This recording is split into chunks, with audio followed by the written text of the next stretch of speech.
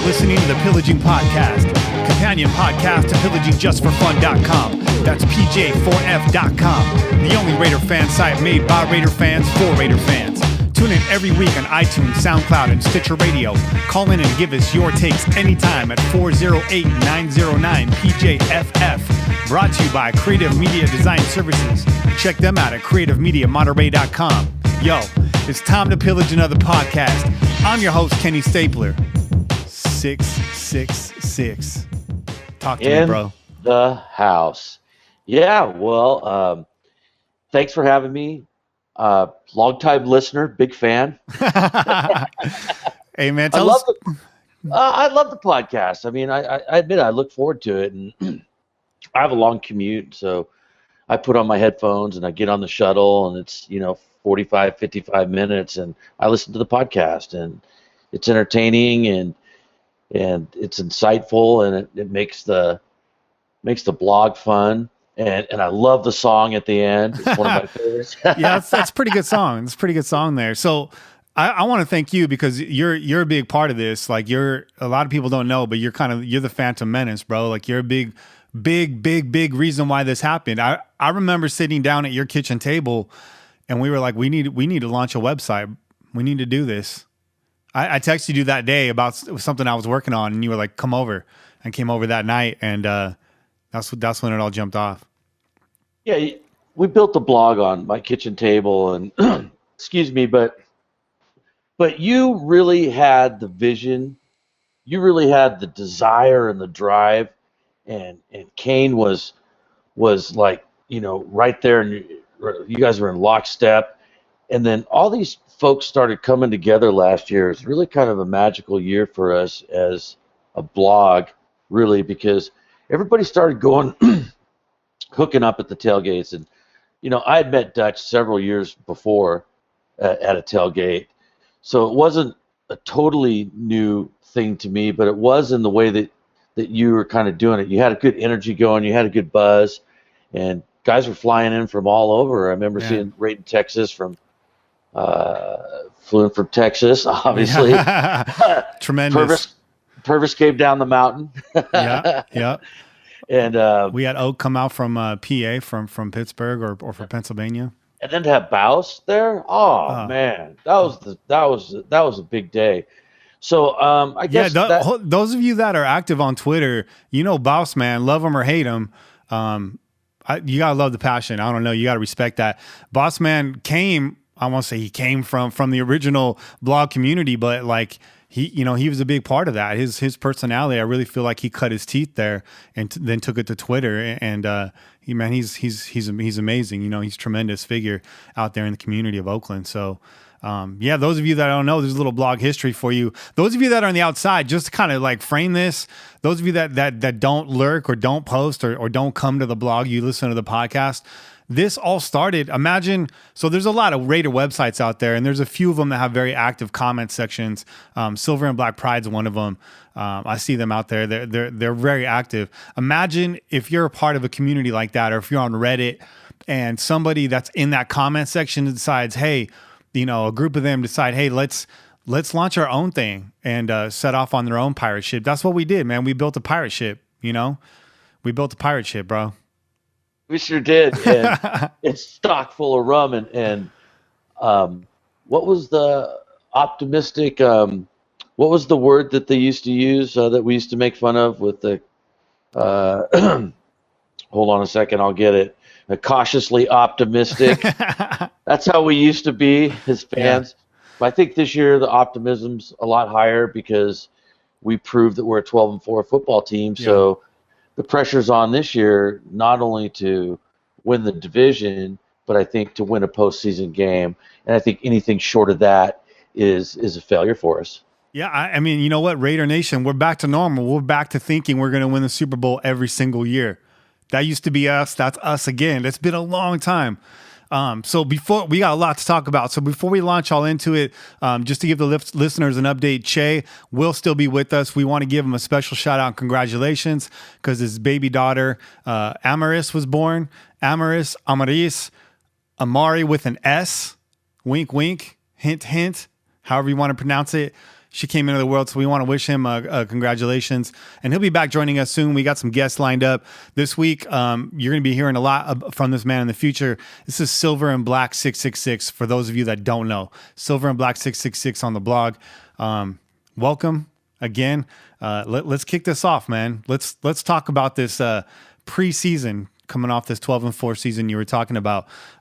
Let's talk about last week. So I know we're a little late, but there's a lot that kind of stems from that game and things we want to talk about that really tie into that game. So I think it's a must that we break it down a little bit and at least highlight some of the positives and negatives and talk about how maybe that stuff relates to us as we move forward into this regular season. So first and foremost, what we maybe learned this last week is that the first team defense still sucks.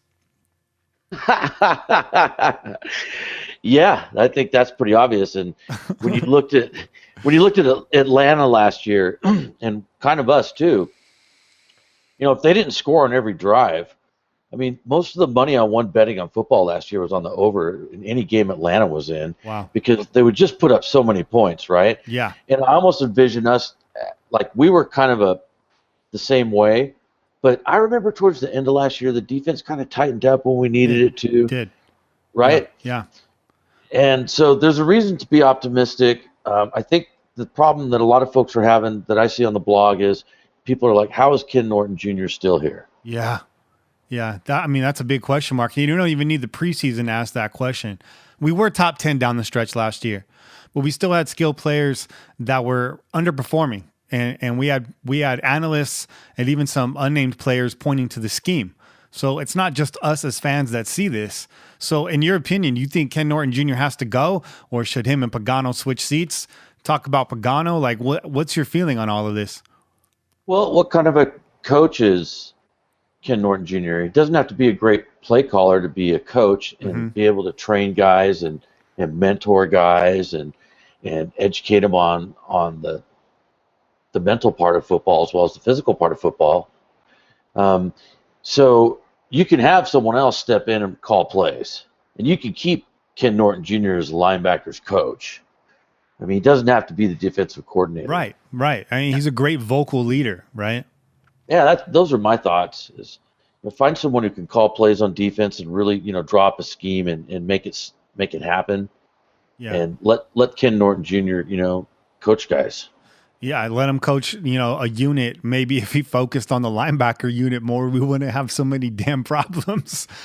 Well, you look at Mike Tice, dude. There's a guy that's been given a position to coach, and what I saw last week was I saw our new tight end make a great catch, and then right after that, I saw Lee make an awesome catch where he got popped by two defenders and still held onto it and go in the end zone.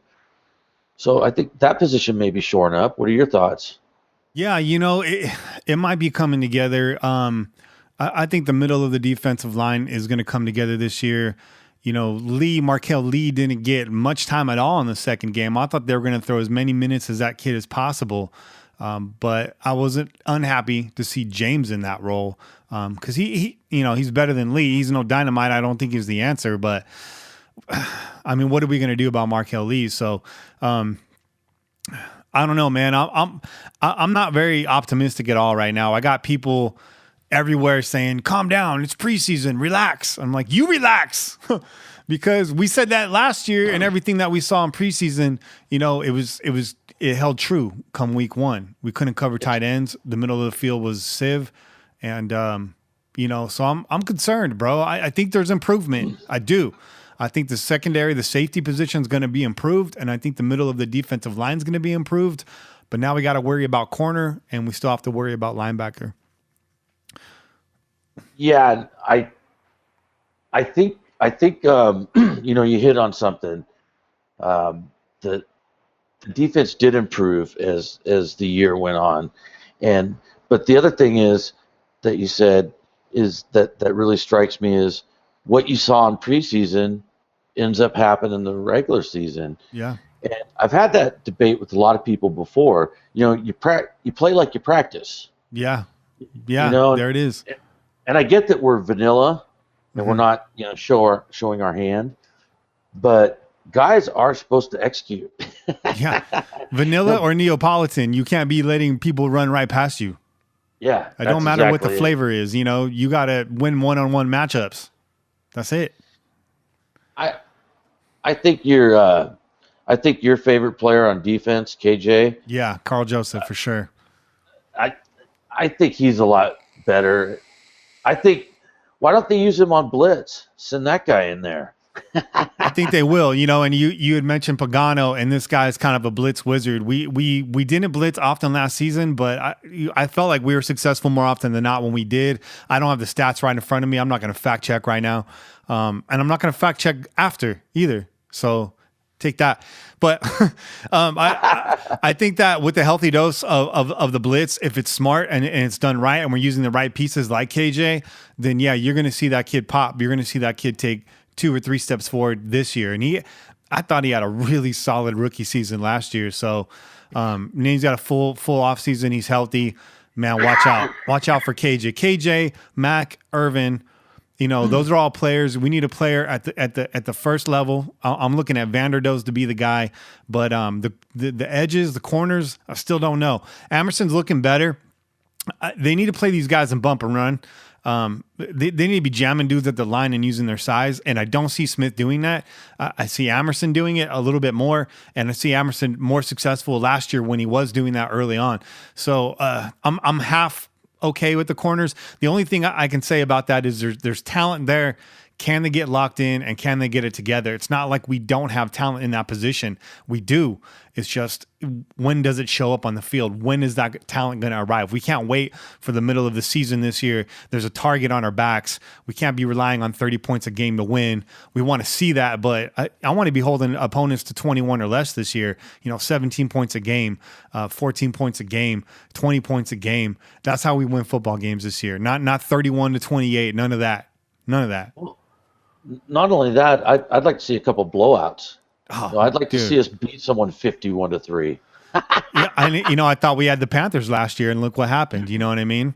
We had a blowout in that game going into the half. We had a blowout in the making, and we ended up coming from behind to win that game. And we all know that was the game that Derek also hurt his finger. So, knock on wood, or for Micah, or whatever the hell this desk is made out of. But yeah, that needs to happen, because last week, the defense gave up 12 first downs in the first half. They were 6 of 8 on third down. Get it? You got to get it together. You can't close out drives in the preseason. I'm sorry. I'm not going to be patient. I'm not going to relax. That's a problem. We need to win these last 2 preseason games and get into the regular season on a roll where we're looking like we're in rhythm and we're locked in. And anything short of that is a disappointment. It's going to really hurt us come week 16 if we drop a game in week 2, a game in week 3. And this team right now, as loaded as they are in offense, they're going to lose games, and they can lose more than 4 this year. They can. No, we're not going to win all these comeback victories this year like we did last year. The numbers don't lie when it comes down to it. Everything balances out. So, if our defense is slightly above average this year, all year, forget about it. That's all we need. Also, a guy that our defense made look great was Cooper Kupp. This kid's a rookie. Apparently, he's a Hall of Famer now. He had 57 catches for 4,000 yards last week, which I believe is a record. 57 and 4,000 is a record. I don't even know who this kid is. I don't know where he went to school. I don't even know if he went to school. I don't think Cooper Kupp went to school. Maybe he's like Superman. He came from another planet on an asteroid. He came from an asteroid, and he was homeschooled for 7 years, and now he's a future Hall of Famer in the NFL. Congratulations, Cooper Kupp. Got to hand it to you. Happen to a better guy, yeah. By the way, this is sarcasm. The sarcasm effect is on right now. If you're not picking up on that, I might have to turn up the dry wet in the mix. Shout out to you engineers out there that actually got that joke. On the flip side, the offense looks great. We finally got to see our starters in full capacity last week for the most part, minus Donald Penn, and we'll get to that. Cooper, high point of the catch, looked awesome. Krabs with the catch and run for a touchdown that just looked incredible. And yeah, you got to be excited about that. What did you think about Derek Carr's performance in the preseason last week? I think he's I think that's the last person we'll have to worry about. I think he's one of these guys that spends a lot of time in the film room.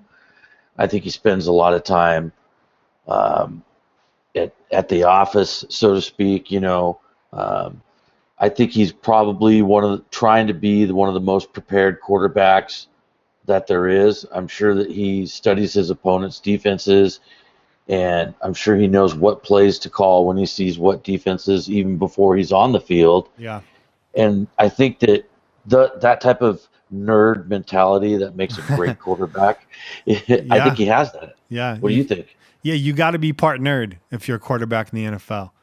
You got to be part nerd. You got to be at home with your face in the book. You got to be thinking when you're not reading. You got to be sleeping on that stuff. You got to be overanalyzing everything.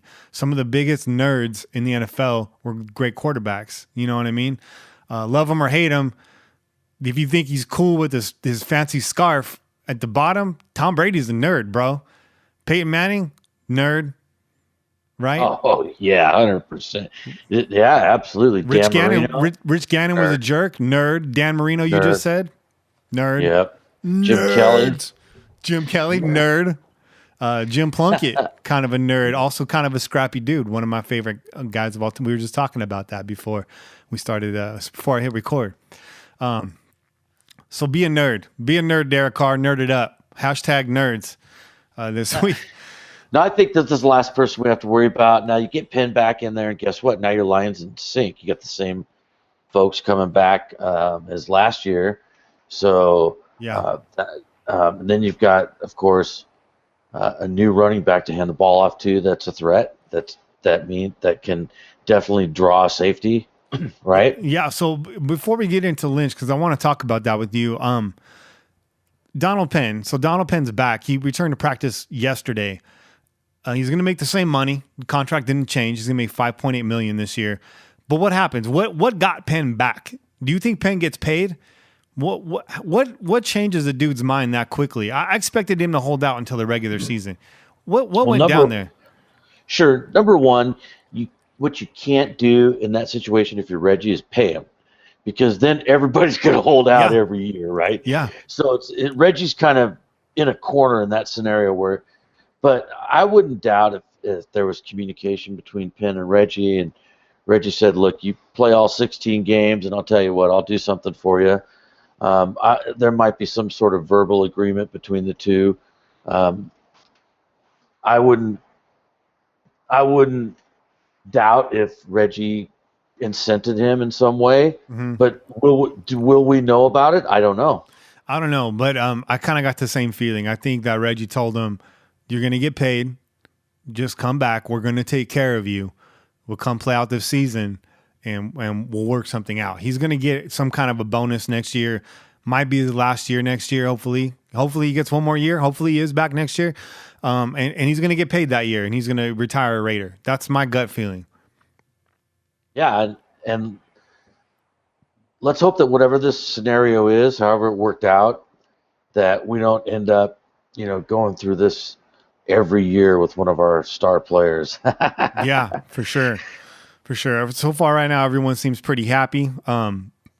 So Marshawn Lynch, we've talked about him. We've talked about the excitement surrounding him, but we actually got to see him carry a football last week. 2 carries, I think, for 10 yards, something like that, something real modest. But he had one real nice carry. Good cut through the line, burst, impact. I think it was a 5-yard gain. Solid. Can we expect that out of Marshawn Lynch? What can we expect from him? Is he going to be that dude? Is he going to hold up? It's funny you say, because at first I was thinking, gosh, the guy's a year off of football and he comes back. He's probably going to be in a boot by week 8. And that was kind of my mentality. And then you read that he doesn't stretch with the guys or he doesn't like to do the conditioning stuff. And oh yeah. And then my brother, who lives in Seattle, says, hey, guess what? That's the way he was in Seattle. He's never with the team during stretches and conditioning, always off by himself, doing his own thing. And he says, I guarantee you get $1,000. I guarantee you get 1,000 yards out of him this year, is what he said. And he wanted to even bet me on it. And I thought, wow, here's a guy that's watched Lynch, lives in Seattle. Yeah, don't take that bet, bro. Right, exactly. So I'm on the Lynch bandwagon of let's get Lynch the ball enough early enough to where now Derek Carr can play action his butt off. Yeah, yeah. I think that that's definitely going to be a product of it. I think you're going to see the rest of the stable get good carries too. I'm looking for Washington to have an even bigger season this year. I think he's going to actually eclipse Jalen Richard, and Lynch just really helps out sort of all facets of that offense if he can be the guy that we think he is. And I feel like it's good. He's taken a year off, but he stayed in shape.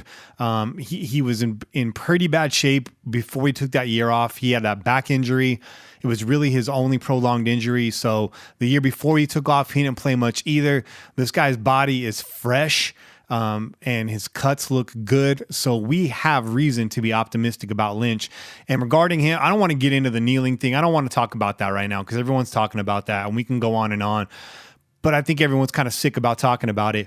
But I do want to talk about like what you said, him not joining for stretches, also tying into him not kneeling and all that. I think dude's just a mental guy, bro. I think that's all part of him just getting into his like beast mode zone. I think that dude really becomes a killer on the field. And that's a whole process for him. That's like a whole ritual, and these guys have these rituals. Wade Boggs would eat a bucket of chicken and a 6-pack of Coca-Cola before a game. Is that Wade Boggs? Yeah, Wade Boggs. And Lynch, he doesn't stretch. He's off by himself. He's off getting in the zone. He's prepping. So I'm just going to wait and see how it all plays out right now before I get too critical of any of that. But if that's what he's been doing, then I just want him to keep doing what he's been doing because I want him to keep doing what he's been doing, if you feel what I'm saying. Well, there was a guy like that named Matt Millen that played middle linebacker for us for years, and he was so freaking intense that he said he would start getting ready on Thursday. Damn. And I don't know if you know the story or not, but he was trying to get Coach Madden to let him in when he was a rookie, and he was sitting on the bench. So what he did was he took some razor blades and he cut up his hands and bloodied his hands, and Coach said, "All right, get in there." Yeah. Don't do that. Don't be doing that, Lynch, but I like that story. I don't know if that's a urban legend or if it really happened, but that's what I heard one of those old football shows when they're talking about it. All that stuff that I thought was urban legend regarding the Raiders, it all ends up becoming true. It all ends up becoming true. So and there are guys like that. There are guys that are kind of mental and off on their own, and you just got to kind of let them be there. You got to know how to coach them. Yeah, they're called Oakland Raiders and Raider Nation. Lynch. I think the last guy. Well, there's two people I want to talk about. Newhouse and Sharp. Marshall Newhouse versus David Sharp.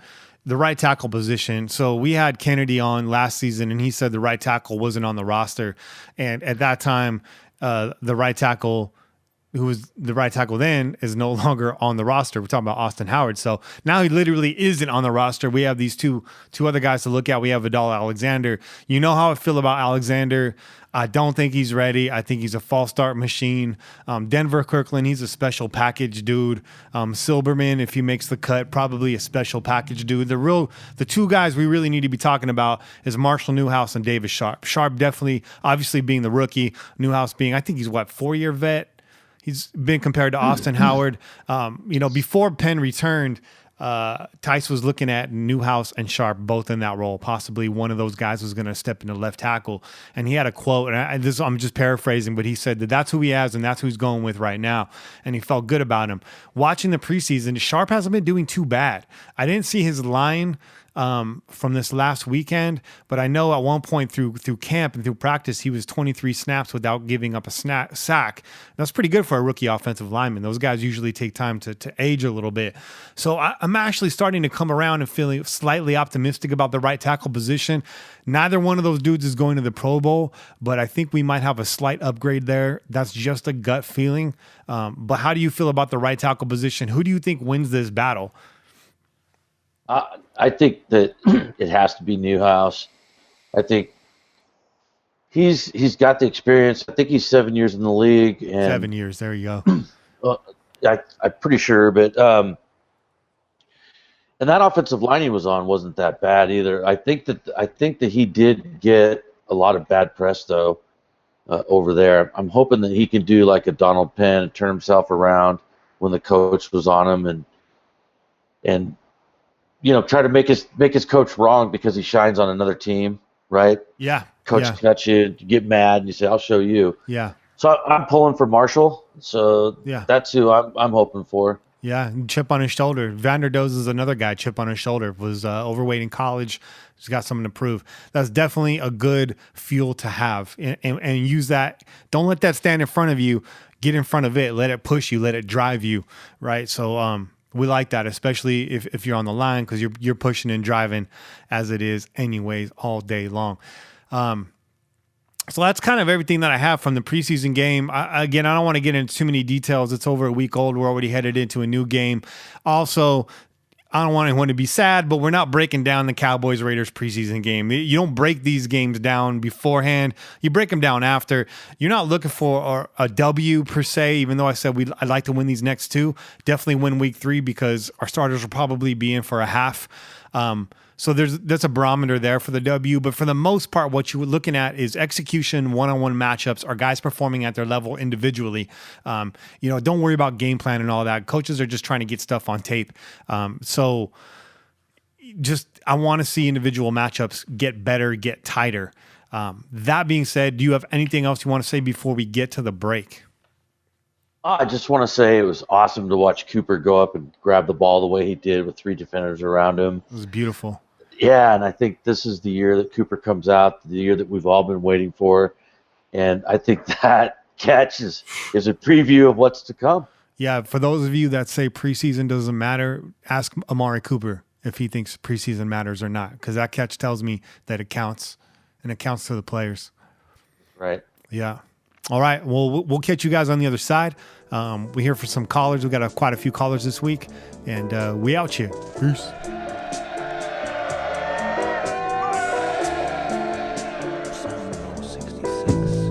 You're listening to the Pillaging Podcast, companion podcast to PillagingJustForFun.com, the only Raider fan site made by Raider fans for Raider fans, featuring fan-submitted articles and the most lively Raider Nation conversation on the internet. Follow us on Twitter at PillageJustForFun. That's at PillageJust4Fun. Also, tune in every Tuesday on iTunes, SoundCloud, and Stitcher Radio.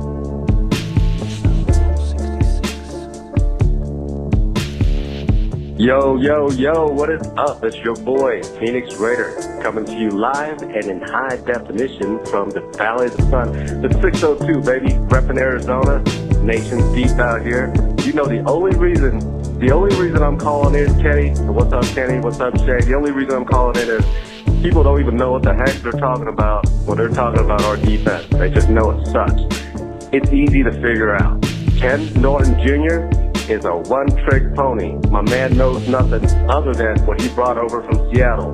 We do not have the personnel to deploy the defense that my man knows about. He's not a bad man. He's not a bad defensive coordinator. He's just inexperienced. He played linebacker for 13 years and coached linebackers for 2 or 3, and then you just threw him in there against all of the NFL's great offensive coordinators, and the man cannot adjust on the fly. Seattle runs a 4-2-5 as their base. Or 4-3, but the nickel 60% of the time, so they drop to a 4-2-5 in a covered 3 zone, man. That means 2 corners have 1/3 of the field, and then the safety has 1/3 of the field. You're looking at Smitty, covering 1/3 of the field in a zone, can't do it. You're looking at Amerson, he might be able to do it. But you got Reggie Nelson, he can't cover 1/3 of the field, brother. He can't do it. He's too old. We don't have the personnel to do it. Now, we picked up some players that may be able to execute that as the season goes on, but they're brand new rookies, man. They can't get in there. They can't get fundamentally straight on the zone.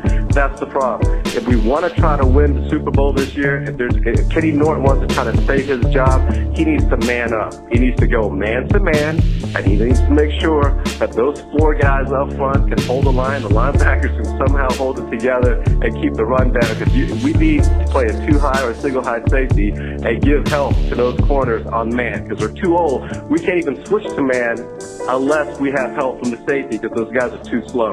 Particularly TJ Carey and and Sean Smith. We can't do it. But at the end of the day, the whole show, the whole big to-do of this year, the offense is going to put up 30 a game. No problem. That defense is going to give up whatever it's going to give up. If it's 29, we got a shot. If it's 32, we're screwed. But at the end of the day, if we do not switch to going to man up and get out of the zone schemes that he's got from Seattle, Kenny's going to lose his job, and we're not going to have a shot at the Super Bowl. That's all I got for y'all this week. Hopefully that stuff's helpful. Kenny, you don't mind, Shay, you don't mind, go ahead and shoot that over to KNJ or to Oakland headquarters so they know what's up. This is your boy, signing off. Nice to talk to y'all. Little love to my boys at PJ to the double F. Great podcast. Great little blog we got going. See y'all later. Peace out. Yo, it's right here. Cut Sean Smith. Start Shalom. That is all. Peace be with you. Hey guys, my name is Mario Tobar. I'm the founder of RaiderRamble.com. I just wanted to give you guys a shout out. I love what you guys are doing on the podcast. Love the Pillaging Pod. Yeah, just keep up what you're doing, man. I think we're all excited for the season.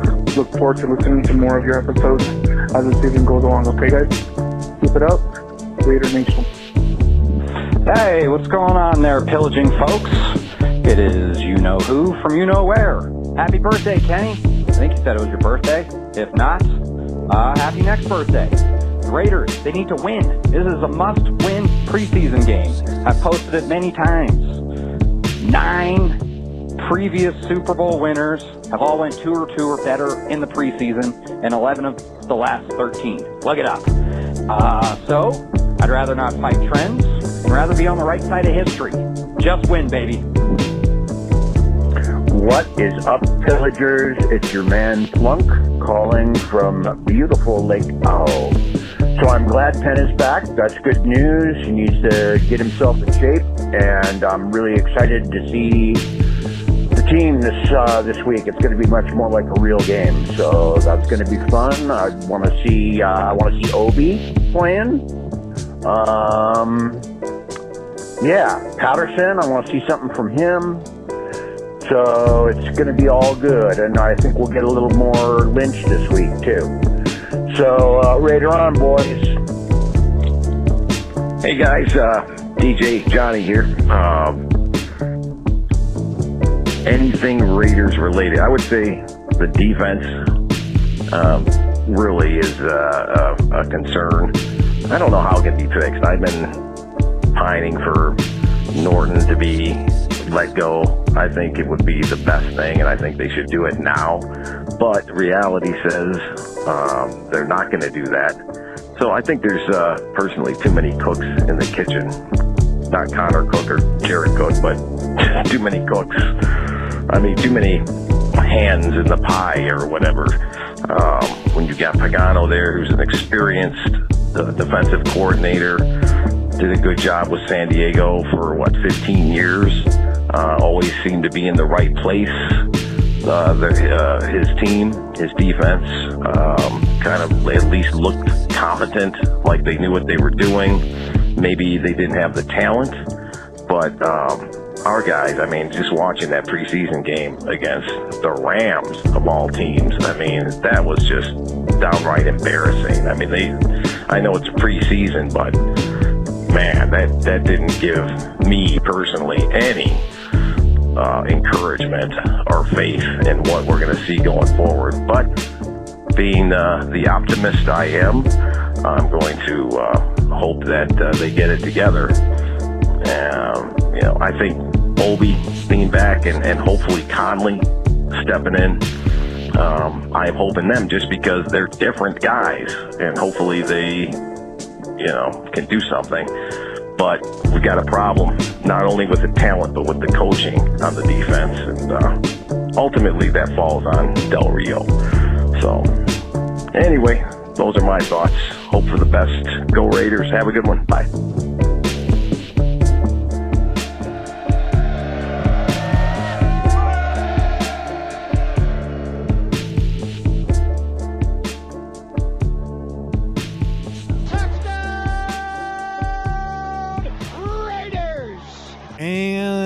And we're back. We are back on the pirate ship.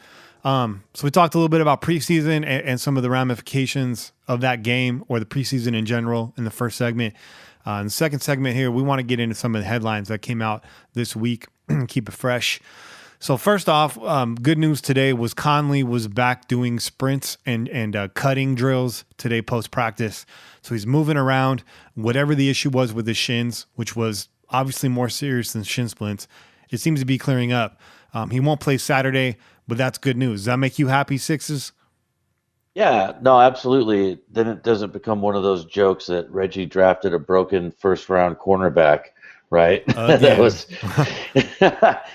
But no, that's an area that we really need a lot of help.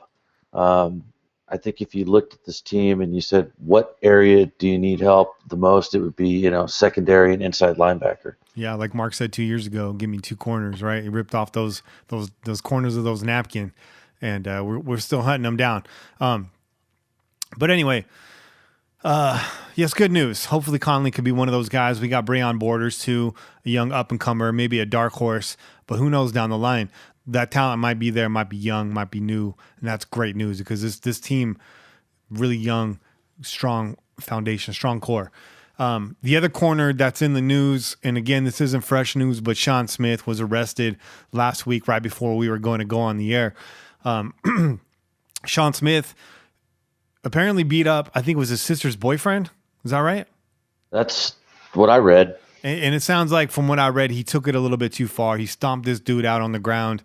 He crossed a line. There's a line there, and he crossed it, and he got arrested for it.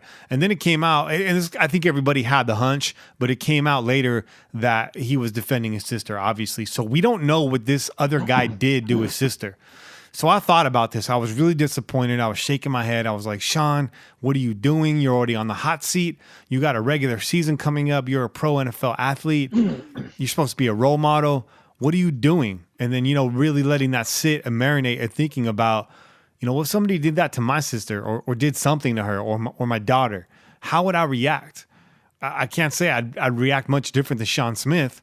So, suspended or not, whatever the league decides to do, whatever happens, whatever the judgment is, do you relate to that, Six? Or do you think he needs to check himself and walk away from that situation?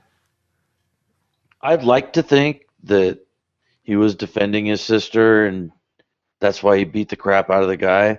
And that, at the end of the day, then that'd be great. But part of me is kind of a skeptic or a cynic and thinks,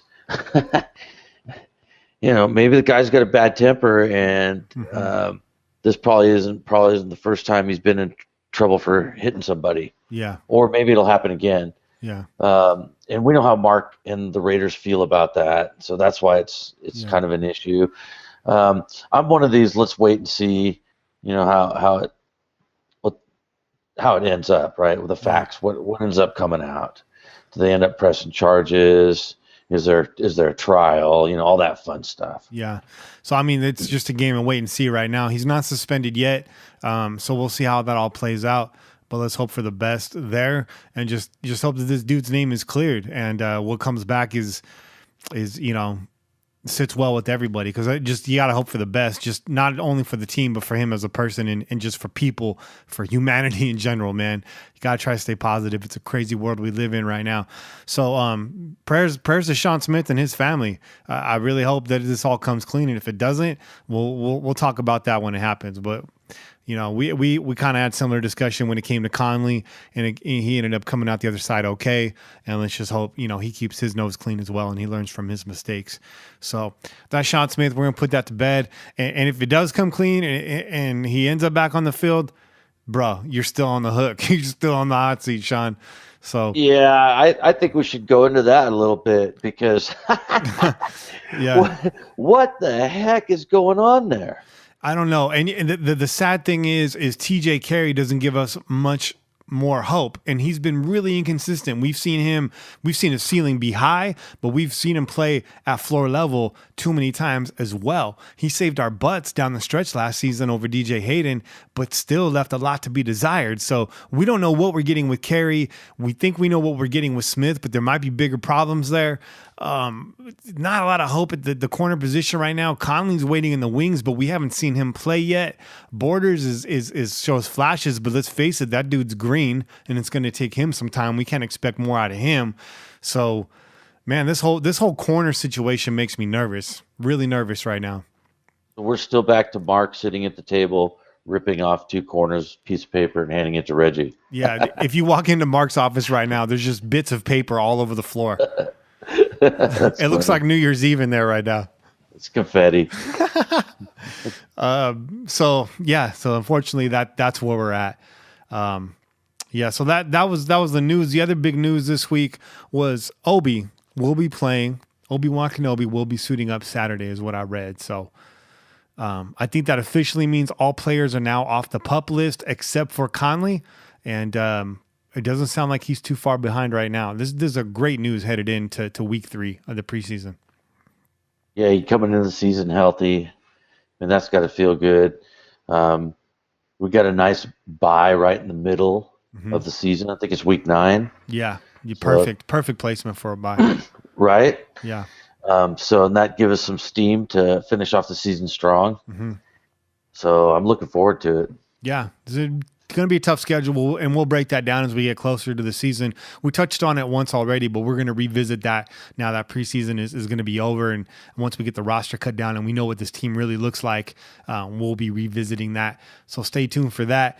The other topic we wanted to talk about, we wanted to touch on this for a while, so we'll get to it now. This isn't like breaking news or anything. This is just straight up, like, we need to break this down. Musgrave is gone. He's been gone. Downing is here. Now, we speculated on this when the news happened at the end of last season, but now we've seen a little bit of Downing offense, and we're seeing a few different wrinkles there. Even though it's preseason, we're seeing some different stuff. So what's your gut feeling? How do you feel about the departure of Musgrave, first of all? How do you feel about that? Sure. I was a Musgrave guy. I was a big fan of Musgrave.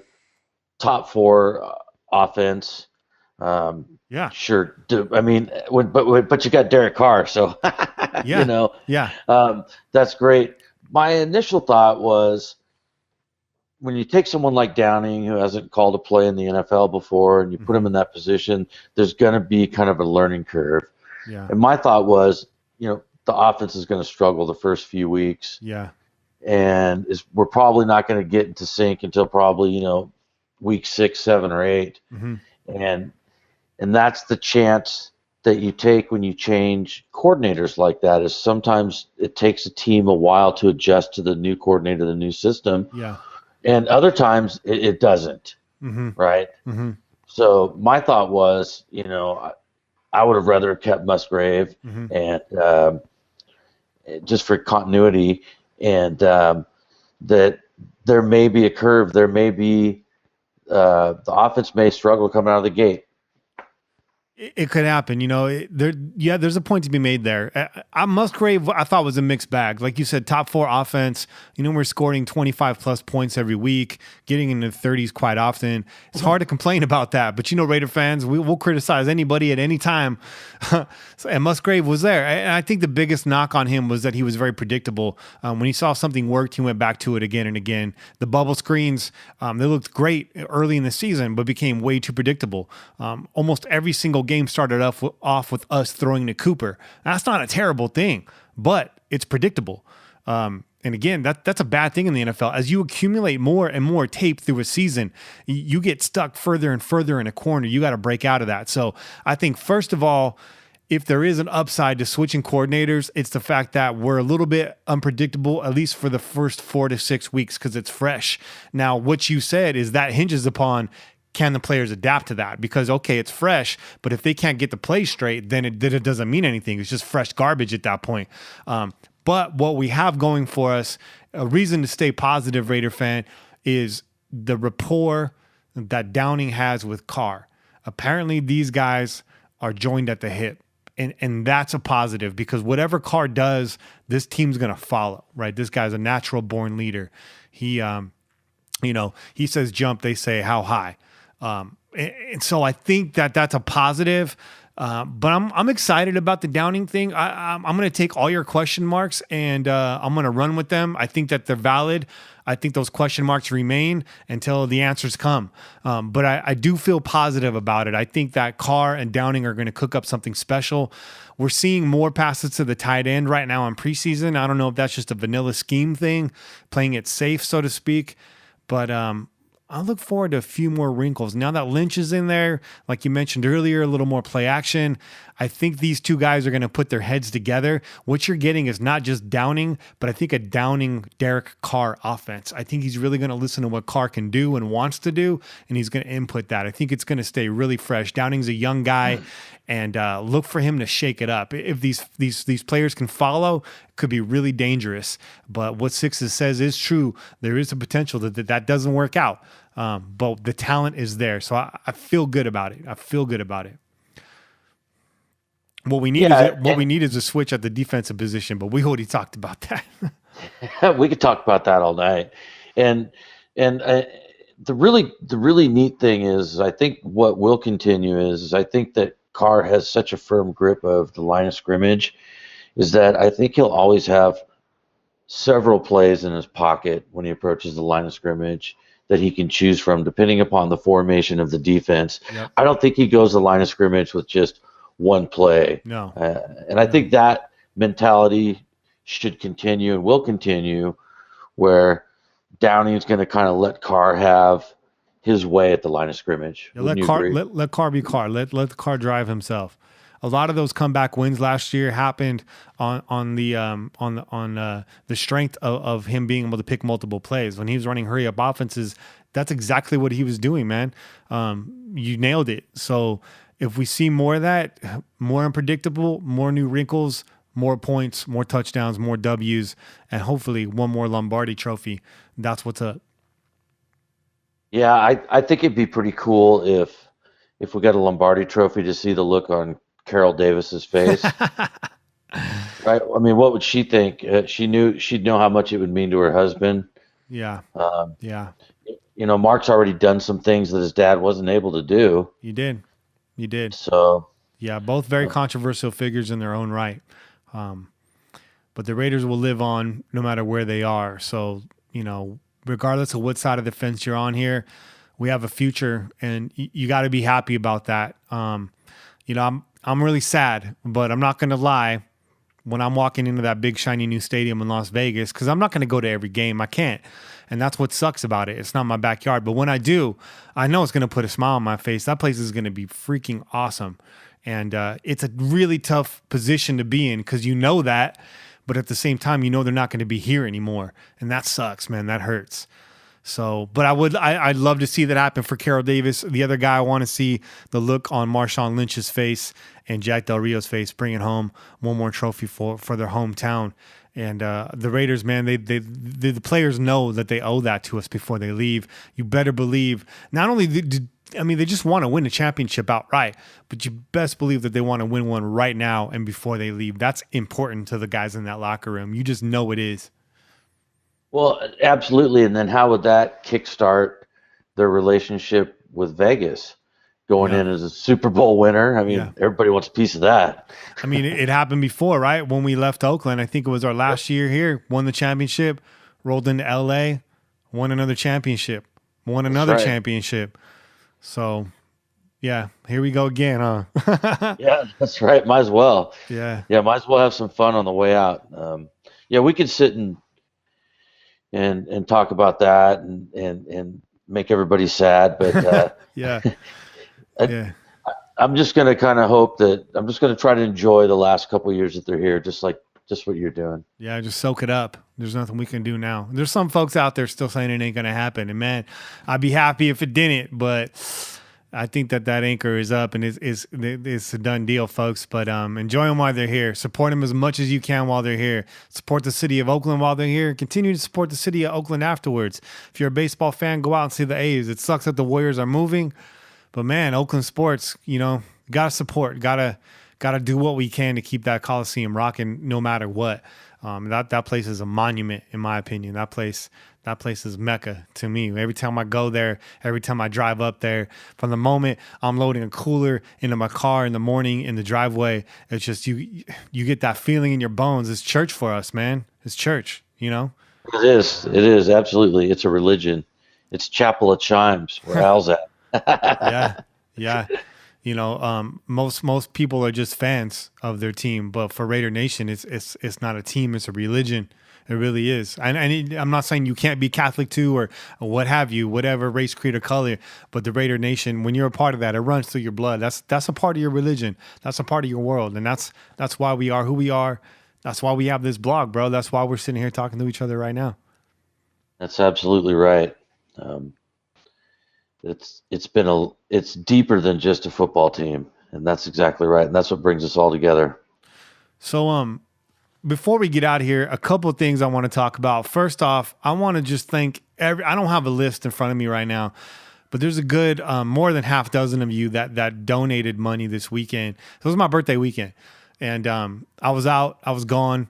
And before I left, I think it was last Thursday, you and I, Silver and Black, we were supposed to get on here and do this show last week. And I fried out my audio interface. For those of you that aren't tech savvy, audio savvy, it's basically the component that allows us to talk into the computer and record this. And when you don't have that, you don't have a podcast. It blew out. The thing was good for me for about 6 years. But it's what happens. And that happened right before we were about to go on the air.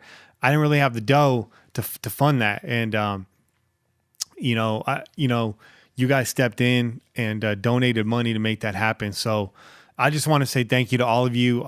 Silver and Black, you were a big part of kicking that off. And a special shout out to Raider Cat Dave, Friskies. You're a big part of kicking that off. You've donated several times. A lot of you have. And it's just, I don't know, when I see that, when I logged in to the PayPal and I see that, I was floored, I didn't really know what to say. It was pretty damn cool. You guys this week are the real MVP. You're the real MVP. Yeah, no, absolutely. It's amazing that a group of people come together like that and make something like that happen. I think it just kind of goes to show the type of people that come to the blog and the type of people that come to the football games and the type of people that party in the parking lot with us. It's a great group and a close-knit group. And as much as we fight, we still come together in a time of need, and I thought that was really cool myself. Raider Nation's a fraternity, man. Like you said, when we started this off, we got people flying out, people staying. You could crash on my couch, Raider fan, if you want to. Come out here. We'll go to the game. If you've never been to the Oakland Coliseum, that's got to happen. Contact us. Let us know. We got a tailgate out there in D-Lot. Hawaiian Raider and his family. Shout out to you guys holding it down. Silver and Black 666. You come out to a few games. Dirt Lot, huge Dirt out there. Yep. Huge. Great tailgate over there. We're usually ping ponging between both. Raider Kane out there. Raider Forever out there.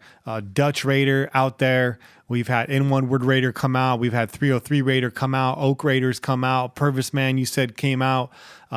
Raiding Texas came out. Plug for Hall of Fame came out from Nevada.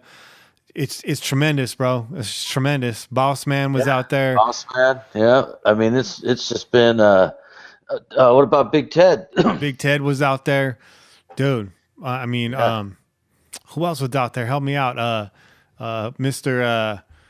Shoot. Jim came out and visited us too. Bo Beckler Jackson. BSJ. Yep. Jesus Raider Jim was out there. Dang, man, it's going to be a tremendous season this year too. I can feel it already. Che's out there for sure. Oh, wasn't? Yeah, you did say Oak, didn't you? Yeah, Oak was out there. Okay. And I'm probably missing a couple guys, and I'm sorry. It's just so many folks. I'm out there. Right. It's great, man. It's great. I'm looking forward to it. I might be out there at the Seahawks game. We'll be periscoping live when we are. I might be out there for the Jets game on the 17th too. And of course, I'm trying to go to more games. I'm trying to make it out to 4 to 6 games a year. Last year, I made it out to 6, and of course, one of those 8 was in Mexico. So I'm not going to get to Mexico this year either, unless you guys want to start donating. But I'm not asking for that. Also, coming soon, we'll be adding a store to the site. some Pillaging Just for Fun, some Pillaging Just for Fun materials, probably some t-shirts, some coffee mugs, maybe some cell phone cases, maybe some barbecue aprons. I don't know. We'll get wild, bro. We'll get wild. We're gonna have some products, and that's it. That's it. So come on out. Let us know when you're coming, and we'll all hang. We'll tell you where we meet up, and bring your party hat. Yep. D-Lot is where it's at. You can usually find us between rows 12 and 18. I'd say that's where it's usually lands. Really quick, one last thing before we get out of here. The song at the end of the podcast, the voice on that song sounds real familiar. Do you want to talk about that song? Do you want to talk about how that song came to be and when it was recorded? Anything you want to share about that? I love hearing these stories about music. No, that was recorded in Hayward in 1999. We had worked with a lot of different producers in the Bay Area. You say we, that's the Cosmic Dance Band? Cosmic Dance Band. Some folks that are well known, and we were actually going to work with the producer of the first Green Day album before he produced Green Day. Wow. And the drummer was quite adamant against him for some reason, and we ended up just recording at some random guy's basement studio. But it sounds great, though. I mean, it sounds really warm. It's full. It sounds great.